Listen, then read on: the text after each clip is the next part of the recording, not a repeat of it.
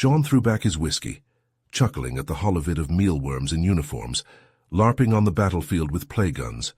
These Tholian troops were about as scary as a pillow fight at a sleepover. Sean would show these aliens fear and teach the galaxy to think twice about picking fights with humans from Earth. Sean marched off his stealth ship, steel-toed boots ringing on the Tholian landing pad. He pounded to meet Ambassador Spicer. The alien bug fluttered his wings nervously. Sean noticed subtle tells. Chitin twitched, legs shuffled. These bugs were on edge. Damn right. "I trust your journey was uneventful," Speaker said. "Sure, if you call packing enough weapons in my hold to glass this planet uneventful." Speaker's wings shuddered. Sean walked through crowds of Tholians, hearing their panicked murmurs. "Warmongering humans, our nests destroyed, monsters!" Sean stepped inside a shielded transport. It lifted off toward the capital. "Your kind has quite the reputation, Ambassador," Speaker said. "Many fear you, terror from Earth, the new Delpan Empire." "I'm no emperor, I'm a peacemaker," Sean said. "But make no mistake, we humans shed blood for what's ours. We've fought for every inch. We won't let aliens think they can push us." The transport carried them to a looming tower. Time for Sean to save lives or end them. The doors to the Grand Council chamber swung open with a hiss. Sean marched forward, the heels of his boots echoing on the polished stone floor. Speaker fluttered at his side, wings buzzing with nervous energy. The pair were greeted by a deafening chorus of clicks, hisses, and chitters from the assembled Tholian delegates. Hundreds of insectoid aliens filled the vast amphitheater, their carapaces glinting in shades of grey and green under the chamber's lights. Sean ascended the steps of the central dais and took his place behind the podium. His crisp blue UN uniform stood out in sharp contrast to the muted tones worn by the Tholians. He gripped the sides of the lectern, his knuckles white, and began to speak. His voice rang out clear and strong, amplified by hidden speakers. "Esteemed delegates of the Tholian Assembly," Sean said, "I come before you today not as a conqueror, but as a friend. Humanity has no desire for war, no thirst for conquest. We seek only to forge bonds of mutual understanding and cooperation between our peoples." The chamber erupted in a frenzy of agitated clicking. Tholians shifted in their seats, clacking their mandibles together. Sean raised his hands, palms out, and the noise slowly died down. "I know our reputation precedes us," he continued. "The Delpan Empire, the Krig insurgency, the Zorgon Purge. These are the stains on our history, the sins of our past. But they were the actions of a misguided few, not the will of the many. Humanity has paid for those mistakes in blood and tears, and we have learned from them." Sean paused, letting his words sink in. He scanned the faces of the delegates, searching for any sign of receptiveness. Most remained inscrutable, their compound eyes unreadable. "We come to you now with open hands and open hearts," Sean said. "Let us work together to resolve our differences, to find common ground. For in the vastness of the galaxy, are we not all brothers and sisters in the great cosmic dance?" Silence fell over the chamber like a heavy blanket. For a long, tense moment, no one moved or made a sound.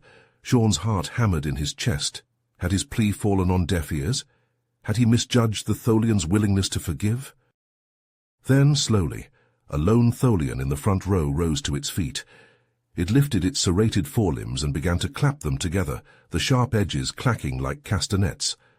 One by one, other delegates joined in, until the entire assembly was on its feet, resonating with the sound of Tholian applause. Sean let out a breath he hadn't realized he'd been holding. He glanced over at Speaker, who gave him a small nod of approval. It was a minor victory, but a crucial one, a first step on the long road to peace. As the last echoes of applause faded, a solitary figure rose from the sea of Tholian delegates. Its chitinous exoskeleton shimmered under the bright lights, a cold and calculating glint in its compound eyes. Sean's augmented reality display identified the delegate as Zortak, the leader of the Tholian hardliners. "Ambassador Powell," Zortak began, its voice a discordant buzz. "Your words drip with the honey of deception, but they cannot mask the bitter taste of truth. Actions are the measure of intent, and humanity's actions speak volumes. The chamber grew quiet, the weight of Zortak's words settling over the assembly like a shroud. Sean felt the tide of opinion turning against him, a palpable shift in the atmosphere. "You claim to seek peace," Zortak continued, "yet your ships are armed to the teeth, bristling with weapons of war. You speak of cooperation, but jealously guard your advanced technologies, sharing only scraps from your table, and you dare to invoke the bonds of brotherhood, while looking down upon us as inferior beings." A murmur of agreement rippled through the ranks of Tholian delegates, a rising tide of discontent. Sean drew in a deep breath, knowing that his next words could make or break the fragile hope of peace. "Delegate Zortak," Sean began, his voice steady and calm, "I hear your concerns and I do not dismiss them lightly. It is true that humanity has made mistakes in the past, grievous errors that we have struggled to atone for, but we have also worked tirelessly to make amends, to forge a new path forward." Sean stepped out from behind the podium, his posture open and earnest. "Our ships are indeed armed, but only in defense of the innocent and the oppressed. Our technologies are advanced, but we freely share them with our allies and partners, and in our eyes, all sentient life is equal, regardless of form or origin." Sean's voice rose, imbued with passion and conviction. "But you are right, Zortak. Actions do speak louder than words. So let us act, here and now. Let us forge a new alliance, built on the foundations of trust, respect, and mutual benefit. Let us explore the stars together, pushing the boundaries of science and knowledge. And let us stand united against the true enemies that threaten us all: ignorance, hatred, and the specter of war." In a gesture that transcended species and culture, Sean extended his hand toward Zortak, an open invitation to trust and friendship. "Will you join us, Delegate Zortak? Will you take this leap of faith and be the first to step into a brighter future?" The chamber fell silent, every eye fixed on the Tholian delegate. Zortak looked at Sean's outstretched hand, then back to the assembled throng of its fellow Tholians.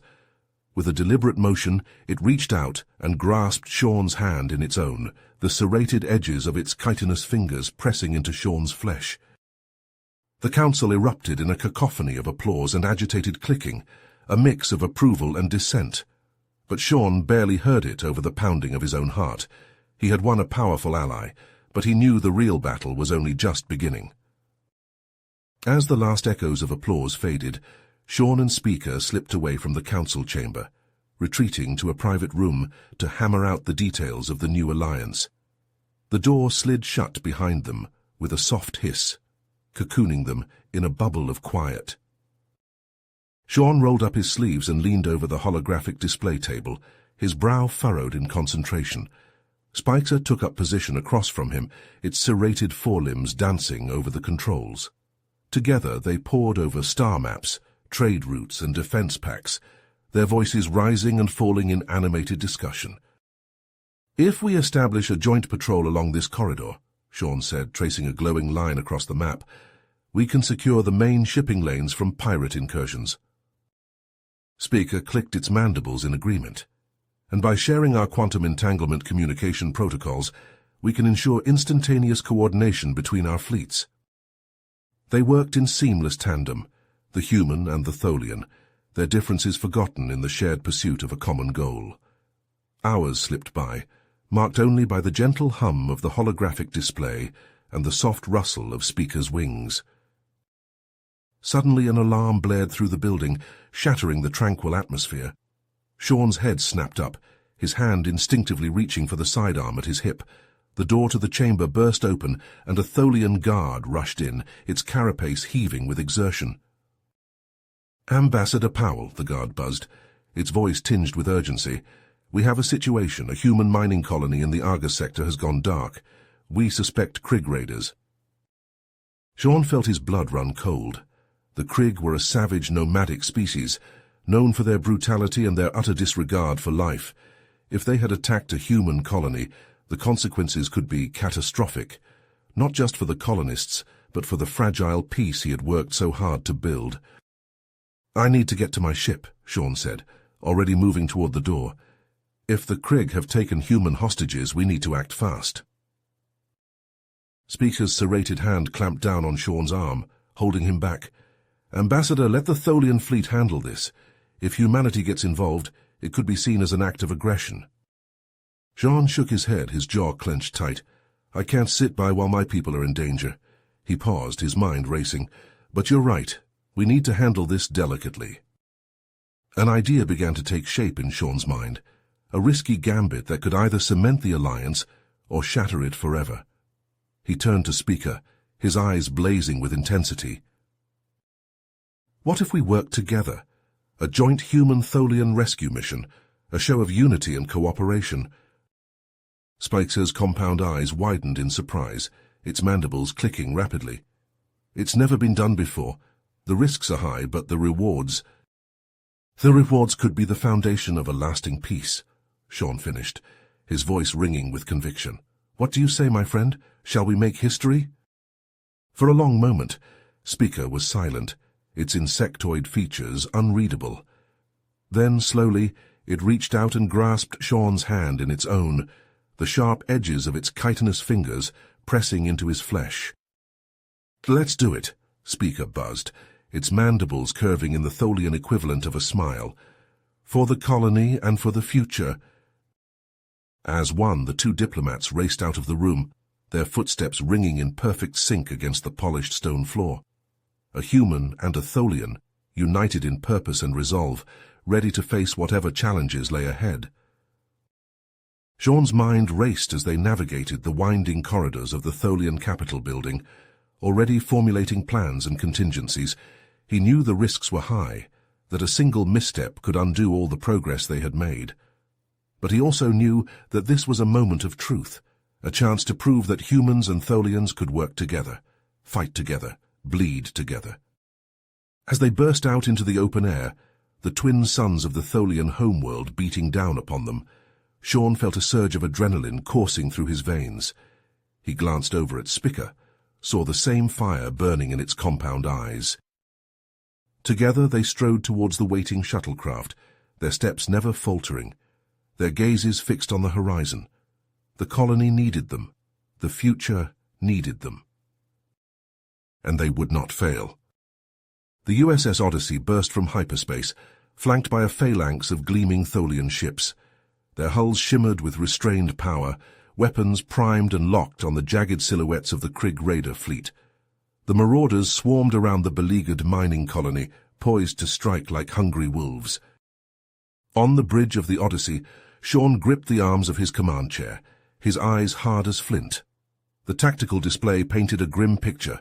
The colony was surrounded, its defenses failing under the relentless Krig assault. "Hail the Krig," Sean ordered, his voice tight. "Let's give diplomacy one last chance." The view screen flickered, resolving into the nightmarish visage of a Krig warlord. Its skull-like face leered at Sean, fangs bared in a vicious sneer. "Human," it rasped, voice like gravel. "You dare to interfere?" Sean stood, squaring his shoulders. "The colonists are under the protection of the Tholian Assembly and the United Nations of Earth. Withdraw now, and we'll let you leave in peace." The warlord laughed, a sound like shattering glass. "And if we refuse?" "Then we'll take the colony back," Sean said coldly, "by any means necessary." "So be it, human." The Krig's eyes glittered with malice. "Prepare to die." The screen went dark. A heartbeat later, the first salvo of Krig fire slammed into the Allied fleet. The Odyssey shuddered, shields flaring. "Return fire," Sean barked. "Protect the colony." The battle erupted in earnest, a maelstrom of searing light and shearing metal. Human and Tholian ships fought side by side, lancing the Krig fleet with beams of scintillating energy. The colony's defense cannons joined the fray, raking the raiders with blistering salvos. Sean directed the chaos with icy focus, his orders crisp and precise. Under his guidance, the tide began to turn. Krig ships fell, wrecked hulks drifting in the void. Victory was close, tantalizingly close. Then a new contact screamed onto the display, A massive Krieg dreadnought, its hull bristling with savage weaponry. Sean's blood ran cold. "All ships focus fire on that dreadnought," he shouted. "Take it down!" But it was too late. The dreadnought's main cannon flared, a seething lance of dark energy that carved through the Allied fleet like a scalpel. The Odyssey took the brunt, its shields collapsing, hull integrity critical. Alarms howled. Consoles erupted in fountains of sparks. Sean was hurled from his chair, slamming to the deck in a tangle of limbs. He tasted blood, felt it trickling hot down his face. "Report," he roared over the pandemonium. "Hull breaches, decks 7 through 12. A bridge officer called, her voice shaking. "Life support failing, weapons offline, we're dead in the water, sir." Sean hauled himself upright, his heart a leaden weight. On the screen, Tholian ships shattered like glass under the dreadnought's onslaught. The colony burned, its people screaming. Despair crashed over Sean in a frigid wave. He had failed them all. His crew, the colonists, the Alliance. The dream of peace lay in ashes at his feet. Then, from the static-laced din of the comm, a voice he thought lost. "Ambassador Powell, this is Zortak of the Tholian Assembly. We stand with you in victory or defeat." Sean's head snapped up, hope kindling in his chest. "Zortak, how—" "We learned from you, Ambassador," Zortak said. His voice was strained, shot through with pain. "A sacrificial play, a leap of faith." On the display, a lone Tholian ship arrowed toward the dreadnought, engines flaring. Battered but unbroken. "Zortak, no," Sean screamed, but it was already too late. The Tholian ship struck the dreadnought head-on. For a searing instant, the two were locked together, a strange, silent embrace. Then the dreadnought exploded. A cataclysmic blast of light and fury that seared Sean's eyes hurled the Odyssey tumbling through space. The shockwave caught the remaining Krieg ships, scattering them like leaves before a hurricane. Silence fell deep and still. On the screen, a fading fireball marked Zortak's tomb. Sean slumped in his chair, numb to the chaos of damage reports and casualty lists. Tears carved tracks through the grime on his face. The battle was won, the colony was safe, but the cost— He looked out at the shattered remains of the Tholian fleet, the gutted hulks of human ships. The Alliance had survived its trial by fire, but the scars would run deep. The path to peace was paved with loss, with sacrifice. Sean closed his eyes, a vow crystallizing in his heart. He would honor Zortak's memory. He would strive for the dream of unity, no matter the price. For it was not the battles in the end that defined them. It was the ideals they held sacred, and the courage to defend them. No matter the cost. You have reached the end of the story. If you enjoyed this story and want to support us, please leave a like and subscribe to our channel, and for every comment that says 88, I will heart every single one of them. Thank you for your time.